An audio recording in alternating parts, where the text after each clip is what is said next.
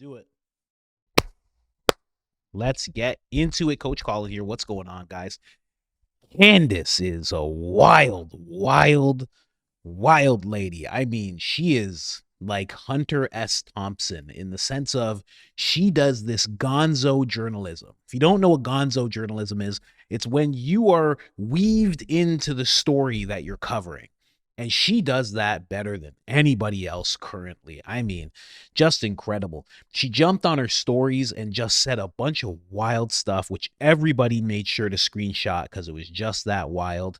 Let's just jump right in.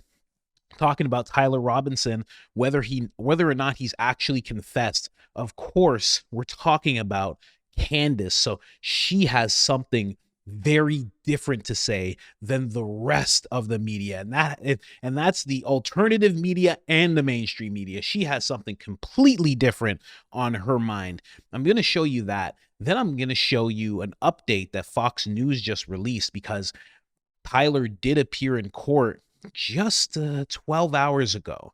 So I'm going to be showing you that as well. Seems a little odd. And then we're gonna steel man what Candace is saying. I'm not just gonna go along with what she's saying. I want to hear what she has to say, as we should be able to do, and then show some information that counters it, and then start to think about which makes more sense. Okay, let's just jump in here real quick. So this is what she had to say on her story. It said Tyler Robinson is very happy and not sad. The entire narrative that was placed in the media about him having been not very happy and very sad is completely fictional, as are many other aspects of what we've been told. Then she went on to say this. His father having turned him in after a confession is completely fiction. To the contrary, Tyler Robinson maintains his innocence and has never even been to the university campus, UVU. There are absolutely zero photos or videos that the campus can produce to the contrary. Now, that's a little odd because I feel like everybody was talking about these photos that they saw of the guy going up the stairwell. I know some people released AI versions of it, and then some people had the actual version of it. And I guess she's not buying that, right? Which is why they have produced nothing other than a blurry image, which Tyler's family knows is not him. Don't know how she knows that. Very interesting. His family has not come forward with anything. Tyler has never once expressed a very sad and unhappy thought. I want to be clear. The federal gov is lying about absolutely everything, other than the fact that it is his gun. See, that's a weird thing, right? She's saying a whole bunch of stuff, and then at the end, it was actually his firearm. It's like, okay, well, how did that get into the mix? If he's never been there, he was never there, maintains his innocence, but somehow his firearm got there. He has brothers. Are people starting to think that his brothers did it? He's covering for one of his brothers? I don't know. But Candace just came out of nowhere with that. Everybody was set ablaze. And yeah, let's get into what she has to say. Now, one thing I did not realize at all, and I don't know if you realize this either, is that he hasn't confessed to authorities. I did not know this. Listen to this. Guys, this is a serious message. As you can see, I'm not even in uniform. I'm not wearing the signature hat. So, you know, very serious message. 59% of you are not subscribed. Please, guys, hit that subscribe button. We're trying to get to 500,000 subscribers. The road is long, but I know that we can do it. Please hit the subscribe button. Please hit the notifications. Please hit the like. If you want to keep seeing this content, if you want to help me move from being the Joe Rogan clip guy onto better, greener pastures, you got to hit the like. You got to hit the subscribe. It helps me tremendously. That is all I ask. Let's get back to the episode. And anything new on the investigation? You say he admitted that, confessed? No, not again. He is not confessed to authorities. He is not cooperating. But all the people around him are cooperating, and I think that's very important. There were reports yesterday that we can confirm that his roommate was indeed a boyfriend who is transitioning from male to female. That's information that the FBI had mentioned yesterday. We can confirm that as well, and that he is cooperating with authorities as well. And anything new? So apparently, he has not confessed to authorities. Now, that is something that I did not know. You kind of assume he's in there. You know, we've all seen the whole thing from the time that it happened, September 10th to September 13th. It was just a whirlwind of just a bunch of stuff. So we kind of assume once he's in custody that he has admitted, but I guess he's not, and he's not cooperating. I guess that's kind of usual for somebody, but you would think, this is my thinking. Now, I don't know if this would be considered a plea, but you would think that if you turned yourself in, the first thing you do is admit your guilt, and you would couple that with saying, and please have mercy on me. If the best thing that could happen is I am in prison for life without parole, please let it be that. Don't let it go to the next step beyond that, which is what they're trying to get. But he's not doing that. Turned himself in, but then also pleading innocent, which means that if he loses the case, he's going to get, more than likely, he's going to get the harshest punishment possible, right? And that is the unaliving of him. So it's very odd. But then Candace is also saying that his dad didn't turn him in. This is a weird thing because just like Thomas Matthews, Crooks, you didn't really hear about his parents. We still haven't. His parents lawyered up and nothing came of it. Nothing. His dad lawyered up. We saw 2 little videos, maybe 30 seconds apiece, of his dad saying, just leave me alone. He was leaving a lawyer's office, very high scale lawyer. And we haven't heard from him since. Same thing. We haven't heard from Tyler's dad at all.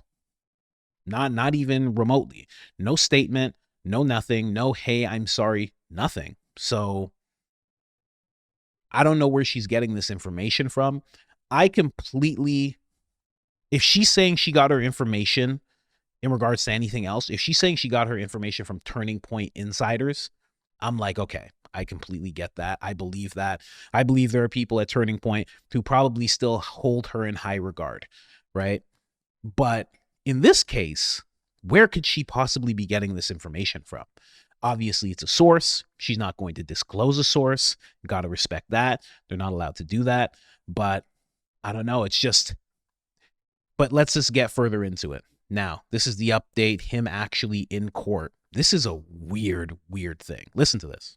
Very significant moment this morning. The court hearing for Tyler Robinson, Charlie Kirk's accused assassin, it wrapped up earlier today. It was a procedural hearing, and he attended it remotely. He didn't have a camera on him, but we did hear his voice very briefly. Listen. Into the jail. Do we have Mr. Robinson present? Yes, Your Honor. Yes, Your Honor. We heard from Tyler Robinson. His court-appointed attorney, Catherine Nestor, says she wants a preliminary hearing where a judge will determine if there is enough evidence to go forward with this trial. The next court date is set for October 30th. Robinson is expected to appear in person on that date. With that, we bring in Brett Tolman, former U.S. attorney for the District of Utah. And see, I'm old school, right? I feel like a boomer right now, because since when do you get to just get to zoom in on a case of this type of stature? You just, I'm not. Nah, they said I didn't have to go in. I'm just here in jail. Wouldn't they just be like, okay, we got to ship him over to wherever court's happening? Obviously, we got to ship him over there. He has to be in the courtroom. And then on top of that, he doesn't have to have the camera on. He just says, yes, Your Honor. And even this lady's like, and there you hear it. Yes, Your Honor. You don't know what he sounds like. I don't know what he sounds like. Nobody knows what this guy sounds like in reality. You can go hear him dealing with a cop in a police or in a car crash that he had. There's body cam footage, but people don't know what this guy sounds like. The judge doesn't know what this guy sounds like. That could have been anybody. I'm just saying. It's just I find that very weird, very, very weird. So let's just jump into this. They talk a little bit about what his defense could be. Right on Crime Executive Director Brett, good to have you with us today.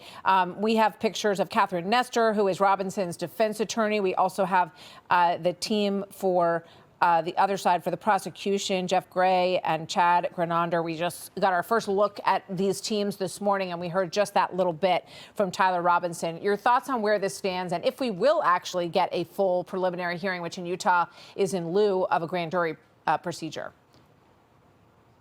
That's right, Martha. Thanks for having me on. I mean, this is obviously the most important case that these prosecutors, whom I know, have ever been tasked of presenting. And I'm very certain they're going to rise to the occasion. He'll be very well defended in this case. And it's important to keep in mind that the preliminary hearing, it's not surprising to me that they did not waive it, which is typical in criminal cases, but not in this instance. The defense is going to want to see a glimpse of the evidence beforehand. This allows them to see how strong the evidence is, what the government has gathered, and be able to prepare a little bit sooner in advance their defense and their strategy before committing, one way or the other as they go through the case. Yeah, obviously the defense is going to want to be very careful here about not sort of opening any avenue for anything to be thrown out or any procedural problem on their end. Same for the prosecution, of course, in this case. In terms of the possibility of seeking any insanity plea or anything along those lines, let's put this full screen of the text messages exchanged after the shooting by Robinson and his roommate. Roommate, how long have you been planning this? Robinson, a bit over a week, I believe. I can get close to it. The rifle is in parentheses because the assumption is that that's what he's referring to. But there's a squad card parked right by it. I think they already swept that spot, but I don't want to chance it. And then Robinson, I'm wishing I had circled back and grabbed it as soon as I got to my vehicle. I'm worried about what my old man would do if I didn't bring back Grandpa's rifle. I don't even know if he had a serial number, but it wouldn't trace to me. I worry about the prints I had to leave in a bush when I changed outfits. This is so weird. When you hear those messages read out loud and you're like, what? You just said all that? Like, I understand not everybody's street smart, right? But you said all that? Are you okay? I don't know. You don't do that. You just say, hey, real busy. Can't wait to see you. Hey, can you meet me here? I need some help with something. That's the type of messages you put forth. See, the serial number would have been 469846442-72, but the thing about it is it's a little older, so there's no serial number. But this is the thing. I'm wearing these black pants right now, and I'm changing out of them right now. I'm in my underoos, and as I put on my other pair of pants, what? You okay? You using voice to text? Why are you saying so much? You all right? I don't know, man. I don't know. I don't know about all that. This doesn't sound like someone who's not calculating and understanding the actions that he's allegedly carrying out here, Brett. Yeah, Martha, in Utah, they would have to be able to show that he was incompetent. And the standard for showing that he's incompetent would be that he lacks the ability to appreciate the difference between right and wrong, and good and bad, and right and wrong, and all of that comes into play. And the government would have to, refute that. And some of the best evidence for that is the planning, is the interaction he has with others, in his family, friends, and everyone that he came in contact with. Certainly. Brett Tolman, thank you very much. So yeah, that's very odd. They're talking about what kind of plea is he going to go for? Is it going to be insanity or something like that? I don't know. I mean, if he has to show that he's incompetent, the text messages kind of show that he was incompetent. That's incompetency, okay? I'm on the straight and narrow nowadays. In my younger days, if I was doing anything with somebody and they put out text messages like that, I would be like, wow, that guy's incompetent. Guys, huh? We're all going to jail now. Yeah, no, he wrote a very long text messages. Yeah, a text message. I know. Yeah, he did. Yeah, he said everything. Yeah, very incompetent. That's the kind of conversation we would have. I'm just saying, jokes aside, but I don't know. That's just wild. But again, going back to what Candace is saying, what she's saying pushes against everything so much that it's just confusing at this point. Now, this was an actual, where do I have it here? This is the official indictment. Now, this kind of goes with what she's saying. As discussed, the situation, Robinson implied that he was the shooter and stated that he couldn't go to jail and just wanted to end it. When I asked why he did it, Robinson explained there's too much evil, and the guy, Charlie, spreads too much hate. They talked about Robinson turning himself in and convinced Robinson to speak with his family friend, who is a retired deputy sheriff. At Robinson's father's request, the family friend met with Robinson and his parents and convinced Robinson to turn himself in. Now, I don't know. That's in the official indictment. And Candace is just like, that didn't happen. So could they put something in that wasn't true? I guess. Did they? That's the thing. You know, if you want to go with what she's saying, you have to think, are they just making that up? Is that just a made up part? You know, and what people are saying here, you know, people who are taking this as real because it's the official indictment. So you don't have to, but for the sake of this conversation, I'm going to say you do have to take this as actual. The thing that people are pointing out is that he implied that he was the shooter. That's what a lot of people are clinging to. Now, what I would cling to more is that he stated he couldn't go to jail, just wanted to end it. When asked why he did it, Robinson explained. That would be, to me, and probably not in a court of law, I mean, just as a person reading it, it sounds like he's admitted that he's done it, but he just hasn't said the words, I did this. He just hasn't said that. But he has pretty much said why he did it when he's asked, right? You know what I mean? So I don't know about Candace on this one. I'll be honest. But then you go a little further. When I dug into it a little bit here, yes, Robinson has allegedly confessed to what happened. Multiple instances, though he is not cooperating with authority and has not confessed to police. Now, that is an interesting thing because they keep saying that he's confessed, but in actuality, the official confession has not happened. When he says that to police, there is going to be a whole bunch of media released about that because that's the big thing. So when Candace says that, that's correct. He has not done it to authorities. And honestly, it sounds like a lot of it has been secondhand. So Robinson reportedly confessed to his father after his parents recognized him in surveillance footage released by police. His father then encouraged him to turn himself in. He allegedly confessed to family members, prompting a family friend who's contacted the sheriff. Okay, we already read this. Go down here. Additionally, prosecutors allege Robinson left a note for his roommate that said, hey, drop what you're doing. Look under the keyboard, where a message was found stating, it's so weird that he would say this, because this seems like a smart thing to say. Hey, drop what you're doing. Look under the keyboard. I left a strategic note. You know, that's what you do when you're like, I can't talk on the phone about any of this. So you do something like that. But then the person's like, well, I looked under the keyboard and I found the note and I'd like to know everything. And he was like, yes, my love, I will tell you everything right now.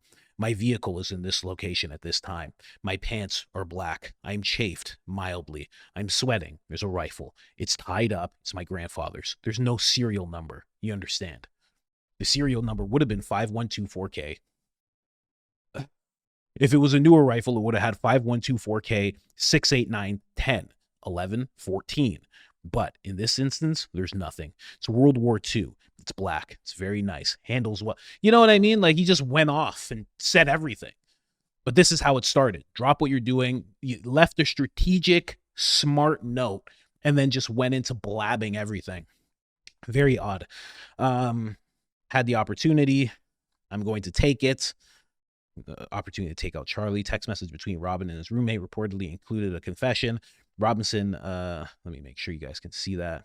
Robinson further allegedly confessed in online Discord on a platform popular amongst gamers. I heard this too. He initially joked about being the person. It was me yesterday. Sorry for all this. Huh. According to reports, he initially joked about being the person who did this, but later admitted it was me yesterday. I'm sorry for all this. Why would you have to say I'm sorry to all this to your Reddit, your Discord friends? And then I looked into Discord a little bit, and apparently Discord responded to the incident involving Tyler. They said the suspect who did what he did to Charlie Kirk, by confirming and identified an associated account with Robinson, but stated there was no evidence that he used the platform to plan anything. So that's what Discord was really concerned about, that he didn't plan anything. The company clarified that the messages reported to have detailed planning, such as retrieving the firearm from a drop point, or leaving it wrapped in a towel, were not Discord messages, but rather communication between Robinson's roommate and a friend recounting the contents of a note Robinson had left elsewhere. Why would the Discord people know all of that? Wouldn't they just know what was on their platform and what wasn't? All good, whatever. Not whatever, but you know what I mean. Let's keep reading. Despite the initial claims, Spencer Cox, that Robinson had spent Discord messages, the platform denied this, asserting that the alleged planning details were not communicated through its service. And then if you go lower, so he did not plan anything through there. In response to the incident, Discord removed Robinson's account for violating its off-platform behavior policy, which prohibits participation in acts of any extreme violence, et cetera, et cetera. So they removed the account, which I assume they still have the contents of it. So whoever needs to see it can still see it, the authorities. But again, all of it's just very odd, right? So he didn't use Discord the way they were saying he did. He left a note, then left a message. That note got destroyed. I've already talked about that. I don't know. And then the end question becomes, do you believe her and what she's saying, or do you believe this? And what really matters is which one makes more sense. I'm not 100% sure, because some things that she's saying don't make sense. You know? She's saying, like, especially the part about his father having turned him in after a confession is completely fiction. It's complete fiction. So then what happened? How did they take him in? They have him now, don't they? I don't know. We heard his voice, I think. He's not on camera. Doesn't have to be in the courtroom. So it's very odd. Like the two sides push against each other, but also both sides of what's being said don't make sense. You know? So I just figured I'd bring that, because a lot of people started showing this and they're like, listen, this is what Candace said. And I get it. Believe me, I'm following along just like everybody else is. But when I saw this and then you look into it a little bit, it's like, it's still up in the air. But I mean, again, and I've said it before, JFK level weirdness, the whole thing. And you know what's funny about this? You know what's kind of funny? Candace is going to go down in history. That's going to be a historical thing. They're going to be like, and this person said this, and then this person said this. Like, that's what's going to happen.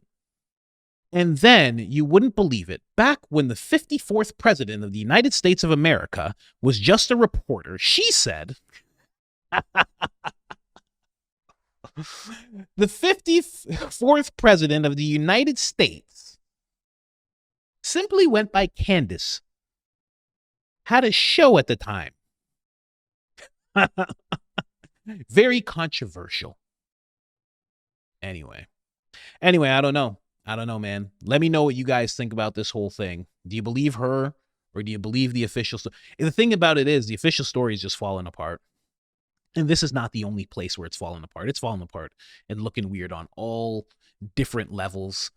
And then what Candace is saying, you just need to know where her information's coming from. But it could be true. Could be true. And that's what we'll have to hear when the court hearing happens. Because here's the thing. What is she going to say if Tyler is just in court, you know, October 30th is when it's supposed to happen. What is she going to say when if he's just like, yeah, then I talked to my father and I left this note and then I sent these text messages and then my father convinced me to turn myself in. So I did so. And then the father's like, yeah, he turned himself in. Like, what is she going to say then? I don't know. You got to just keep it moving, I guess. You kind of just got to be like, next thing, sorry guys. But that's what you're supposed to do, you know? And admittedly, like most people who are in these positions, they always talk about getting things wrong. And, you know, I know for the people watching, they feel like, no, it's not okay to get things wrong. It's 100% okay to get things wrong when you're researching things and reporting on things and constantly trying to figure out what's going on, because you only can act with the information available. If you have sources, if you're lucky enough to have sources, that's one thing. If you're just looking at, you know, mainstream and alternative media outlets and they're just giving you information, like that's the only information you have. And then you have to have discernment to be able to read into the lines, read in between the lines. And I'm just not so sure everything she's saying is completely wrong. So that's where I'm at with it. Just wanted to bring you guys that, just in case you've seen it. Now you have a little bit of a better handle on it. Other than that, I'm out of here.